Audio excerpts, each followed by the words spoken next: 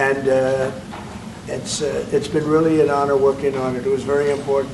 We were making them, but we didn't make them right. By the time we finish, we're going to make them maybe better than you, but at least as well. But probably not better, but at least as well. So I appreciate both of you being here. It's an honor to have both of you. Really tremendous reputations, and it's a great country. Thank you very much. Alex? Yeah, no, thank you, Mr. President. I mean, I remember our first conversation just after you had been elected in November. The first thing you mentioned was icebreakers. We need them, and then we've been working on this issue ever since. And we're happy to announce that we're basically building 11 icebreakers together, 4 of them in Finland, in joint endeavors, and then 7 of them here. And I think the reason that we've landed in Finland is that 60% of the world's icebreakers are built in Finland. 80% are designed. We've been building them for over 100 years. And speaking of price and time, I think we're the country that can provide them half the price and half the time that others have it. And I think this is a huge strategic decision by the President as well, because we all know that the Arctic is important strategically, militarily, and in terms of the economy as well. And now we can work on this together. Finland is a strange country in the sense that we are probably the only country in the world where all the ports are frozen in the winter. And that's why we built the know-how in icebreakers. Now we can work together. And I remember the first conversation we had, you mentioned the fact that Russia has 40 and you need to start ramping this up, and this is an indication that we're going to do it, and we're going to do it together. I also think that this strengthens our bilateral relations. I know I come from a small country, but for us to be able to work together with you is extremely important from a strategic perspective as well. So we appreciate the cooperation, and we're going to deliver the first one 2028. Good. Just a little bit before a big event. Yeah. So that'll be good. But that's great. And actually, it's true. I came here and they were building an icebreaker. They had no idea what they were doing. They had no idea how much it was going to cost. They knew nothing. And we have our Secretary of the Navy right over here, and we're working on a lot more than icebreakers. We're working on some very, very big and important ships. But they had no idea what they were doing. And I was with you, and I ended up meeting you and knowing you, and I heard about Finland and their icebreakers, and I said, do me a favor, would you have your people take a look at what these people are doing? And it came out that, just as I thought, they had no idea what they were doing. And we got involved, and we ended up, we need these ships very badly, because we have a lot of territory, more than anybody. And so I'm very honored to have this deal, and thank you very much. It's going to be great. It's going to be a great partnership. And it's a great honor to have you, Mr. Prime Minister. Would you like to say something, please? First, Mr. President, thank you very much. It's a great honor to be here today. And as a Prime Minister of Finland, I want to say that this deal is very important to Finland and our economy, because our economy is suffering a lot because of Russian aggression in Ukraine. And this deal, it means investments, it means jobs, and jobs means hope. And that's why this is so important. And I want to thank your leadership on this deal and this issue. Thank you very much. So you've been affected very badly by the war going on, the ridiculous war going on, right? Yes, because we have to close the border with Russia. We have 1,300 kilometers common border with them, and affects the atmosphere in Finland, in investments, and that's why we need good news. Our people need hope. Right. So your border is closed. Yes, closed. And that's because you have so many Russians trying to get in? Yes, they started to push illegal migrants to our border. That's why we were forced to close it. And people also that don't want to go into the military, I guess, trying to come through, right? Yeah, some of them are escaping. Fortunately, on our side, we don't have that problem. In Finland, No, you have a great military. we have compulsory military service, and as I always say, we have 900,000 men and women who've done it, including myself and the Prime Minister. We have 200. And you've been fighting Russia for a long time. So how many years have you been indirectly fighting Russia? Well, put it From this that. way, we have managed our relationship since the 1300s with about 30 skirmishes, but it's been very peaceful at our border after World War II. 1300s. Yeah, but it's been peaceful at our border since the Winter War and the War of Continuation. But I mean, a lot of it is because we actually have a very large military. It's the biggest in Europe, together with Turkey, Ukraine, and Poland. We have over 60 F-18s. We just bought 64 F-35s. We'll roll out the first one in Texas in December. We have the biggest artillery in Europe, together with Poland. And as I always say, we don't have it because we're worried about Stockholm. Well, you really have proportionately, I think, the largest military in the world, proportionately. It's quite big, yes, I have to admit. But, you know, we have it for defense purposes and also to build a deterrence.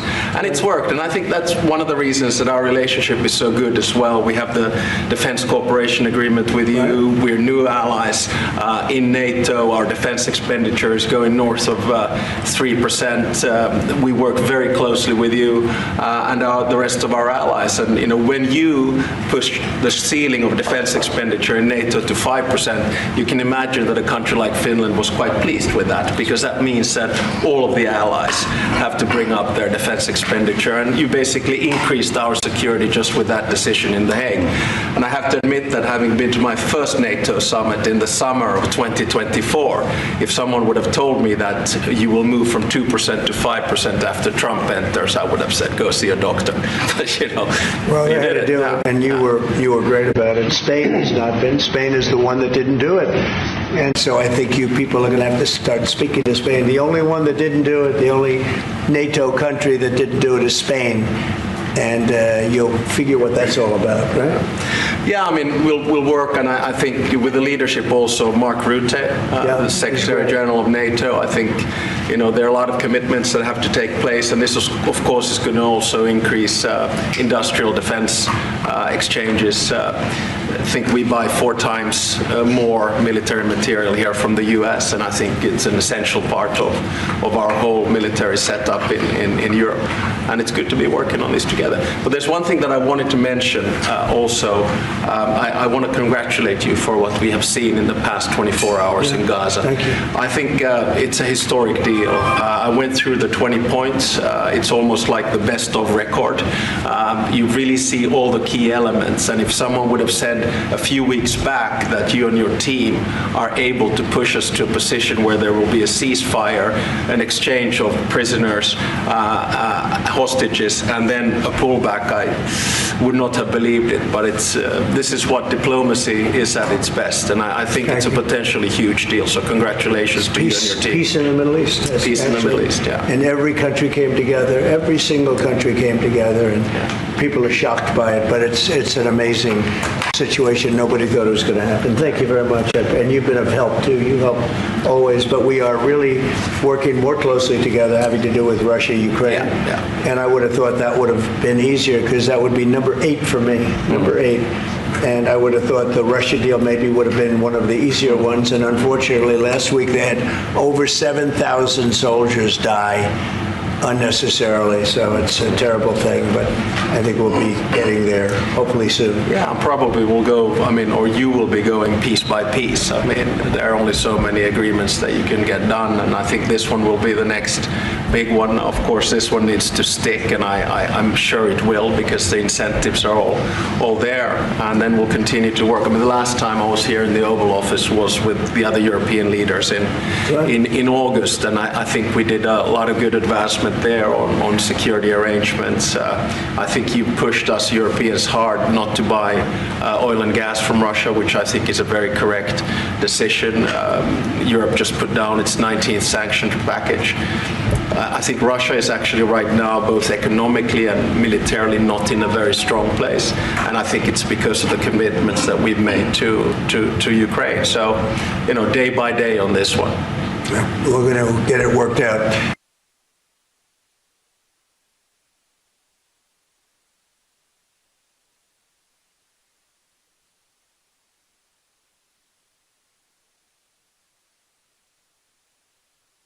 Believe that Mr. Trump deserves to win the Nobel Peace Prize tomorrow? Well, I think that's probably a decision that comes from the Nobel Committee. And my take is that there are 2 key pieces that have to be solved in the big picture. One is in the Middle East, and we're seeing the results of that. And then the other one is between Russia and Ukraine. And once those are solved, I don't see any impediments to it. Do you plan to nominate Mr. Trump next year if he doesn't win? This year?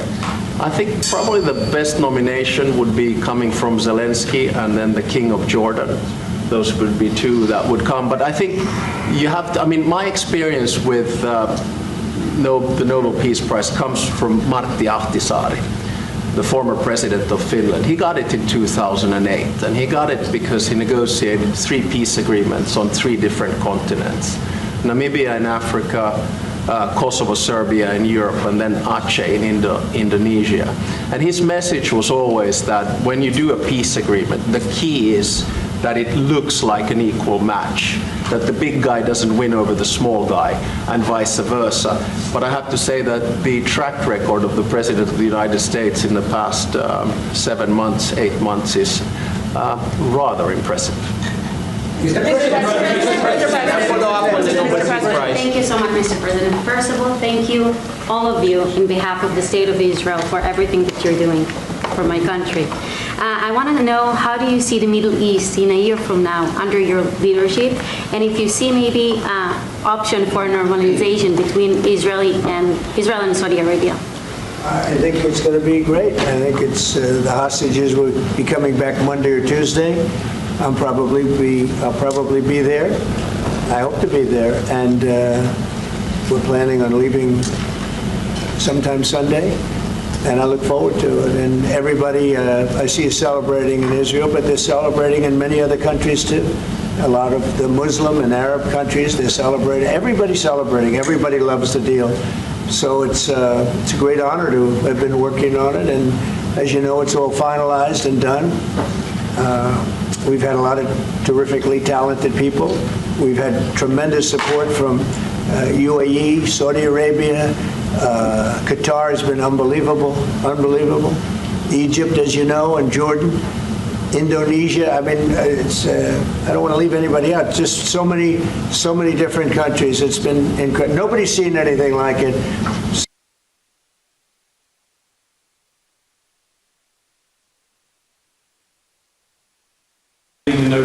prize tomorrow? Well, I don't know. Look, I made 7 deals, and now it's 8.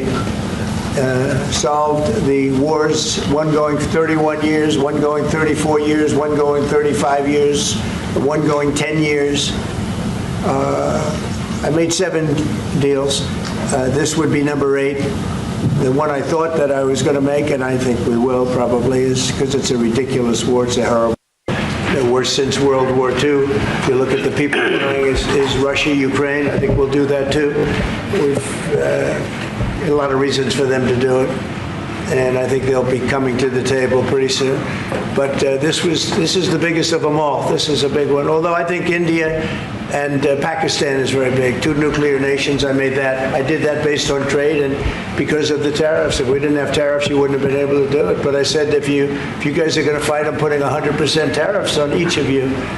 And they immediately stopped fighting. And that was going to go nuclear. You know, that was back and forth. So I know one thing. I don't know what they're going to do really, but I know this, that nobody in history has solved 8 wars in a period of 9 months. And I've stopped 8 wars. So that's never happened before. But they'll have to do what they do. Whatever they do is fine. I know this. I didn't do it for that. I did it because I saved a lot of lives. And that's the thing that bothers me so much about the Russia-Ukraine. 7,000 people are dying a week. Young soldiers. They're almost all soldiers of Ukraine and Russia. So in theory, it doesn't affect us, no, but it's a terrible thing. And we'll get that solved too. But nobody has ever done 8 wars. Nobody's done 8 wars in 30 years, let alone 9 months. Are you going to step up? Are you going to step up the pressure for a Ukraine deal? Yeah, we are stepping up the pressure. We're stepping it up together. We're all stepping it up. NATO's been great. The leader of NATO, as you know, Mark, has been fantastic, I think. And he's a fantastic guy. And they are stepping it up. And we're selling a lot of weapons to NATO. And that's going, I guess, to Ukraine for the most part. That's up to them. But they're buying weapons from the U.S. We make the greatest weapons in the world. You buy our planes and a lot of our equipment. And you have a big force, actually. You have a tremendous force of equipment. So I think we'll get that one done too, yeah. President Obama got it for way less. I want to finish maybe. Mr. President, Mr. I'm from Finland. Mr. President, I'm from Finland. Is he okay? Yeah. Am I okay? He's all right. I'm all right. Mr. You look President. great. Yeah, President. You are buying icebreakers from Finland. Yeah. But what if Russia and Vladimir Putin attacks Finland? Would you defend Finland? I would. Yes, I would. They're a member of NATO. I would. They're great people, but I don't think that's going to happen. I don't think he's going to do that. Yeah. I think the chances of that are very, very small. But it's very interesting because you have a military to your size. You have a very powerful military, one of the best. Certainly, we will be there to help. Okay? Okay, please. Mr. President, thank you. We have a big border, as our president said. How would you exactly defend Finland? And yeah, thank you. Say what? How would you defend Finland? Vigorously. Can I just add on that? We're very pleased with the fact that we have so much training going on with American soldiers right now. So they're getting experience from Arctic conditions, and we're integrating our militaries together, working not only through the DCA agreement but other ways as well. We see that day to day in the work that we do, and it's working well. Okay. Yeah. Please. Yeah, thank you. How do you Where are see you this? from? I'm from Finland too. Yeah, Yeah, a lot of Finns. It's very impressive. So, Mr. I like it President, better than our reporters. thank you. So, how do you see the situation in the Arctic developing? Are there going to be any mutual plans for Finland and U.S. to cooperate? We have a lot of relationships together. I mean, mostly buying our military equipment. They buy a lot of it. They have an order, I guess, 60 planes, 64 F-35s, and many other things too. It's a big order. Big countries don't order that many planes. You know, it's 10 billion. You have a lot of aircraft, a lot of great military. We make the best military equipment. They buy a lot from us, so it's very good. We're going to work together very closely with Finland and with NATO. We have a very good relationship. As you know, I requested that they pay 5%, not 2%. And most people thought that was not going to happen, and it happened virtually unanimously. We had one laggard. It was Spain. Spain. You have to call them and find why are they a laggard, and they're doing well too. You know, the funny thing, because of a lot of the things we've done, they're doing fine. They have no excuse not to do this, but that's all right. Maybe you should throw them out of NATO, frankly. Please, go ahead. What are you planning to do with Tall that? gentleman, nice tall gentleman, go ahead with the yellow shirt. Thank you, Mr. President. I wanted to change gears just really quickly and ask you, you're going to Walter Reed tomorrow? What are you having done, and how are you feeling? I'm meeting with the troops, and I'm also going to do a sort of semi-annual physical, which I do. And I think I'm in great shape, but I'll let you know. But I have no difficulty thus far. Is there wood around here? I'll knock on. No difficulty. Physically, I feel very good. Mentally, I feel very good. You know, I did about 6-7 months ago, I do physicals. I like to, when I'm around, I like to check always early, always be early. It's a lesson for a lot of people. But I also did a cognitive exam, which is always very risky, because if I didn't do well, you'd be the first to be blaring it. And I had a perfect score. And one of the doctors said he's almost never seen a perfect score. I had a perfect score. I got the highest score. And that made me feel good. When they asked, would I like to do one? I said, yeah. I said, did Obama do it? No. Did Bush do it? No. Did Biden do it? I definitely did. Biden wouldn't have gotten the first 3 questions right. No, Biden didn't do it. Biden should have done it. I'm actually a person that believes that if you're president, you should do a cognitive exam. But the last time I took a cognitive exam, and it was a perfect score. The doctors announced it. And by the way, not the easiest test. The first few questions are pretty easy. Once you get into the middle, it gets a little trickier. And there aren't a lot of people in this room that would get every single question right, I can guarantee You're it. putting me in a difficult spot now. Next question. Mr. President, Obama got the Nobel Peace Prize for way less than you did, and President Obama got the Nobel Peace Prize He got for a way prize less. for doing nothing. Exactly. Obama got a prize. He didn't even know what he got. He got elected, and they gave it to Obama for doing absolutely nothing but destroying our country. No, he was not a good president. The worst president was Sleepy Joe Biden. But Obama was not a good president. Are you going to do something with the They gave him a prize. How many months after he won the election, then they gave him the Peace Prize, right? It was right after he was elected. My election was a much more important election. Now that you're fixing the situation between Hamas and Israel, are you going to be taking care of the Hezbollah or the Lebanese armed forces to take We're care of looking at that, yeah, we'll be able to do that. That will be, it's a smaller part of the puzzle, but very important part. They have a great new ambassador that I appointed, Michelle, great new ambassador, so yeah, please. Saying that the hostages will be released on Monday or Tuesday. What's your strict deadline? When do they have to get released? Well, I think it's going to be Monday or Tuesday. It's going to be around that time, yeah. They're working on it very hard. They're in very diverse parts of the earth, okay? They're very, very diverse. Actually, it's, I think they're going to come through. I'd be surprised if they didn't. I think it'll happen. Thank you, sir. The 19th point of the 20-point plan said that in the future there could be conditions in which the Palestinians might eventually get a state. Under what conditions do you think the Palestinians could have their own state in the We'll look at it at the future? time. We're going to see how it all goes. And, you know, there's a point at which we may do something that would be a little bit different and maybe very positive for everybody. But we'll be looking at that at the time. Mr. President. I think we'll get to that. I think we'll get to that period too. Yeah, please. Mr. President. Yeah, please, Les. Thank you. Mr. President, the United States has previously said that that Europe would have to take more responsibility for its own security. Are you or the U.S. planning to withdraw some of the U.S. forces from the European soil? No, but we may move some around a little bit. I'd ask you that question, Pete. Go ahead. I think that's right, Mr. President. We're very much heartened by your leadership to get NATO to rise up to 5%, which means they can take primary responsibility for defense of the continent. But that doesn't mean America is abandoning NATO in Europe. But we could look at where our troops are postured, what makes the most sense for America and our NATO allies. We have a lot of troops in Europe, as you know, a lot. And we can move them around a little bit, but no, basically we'll be pretty much set. Go ahead, what's the second? My second question would be, are you planning to impose more sanctions on Russia at this point? I might.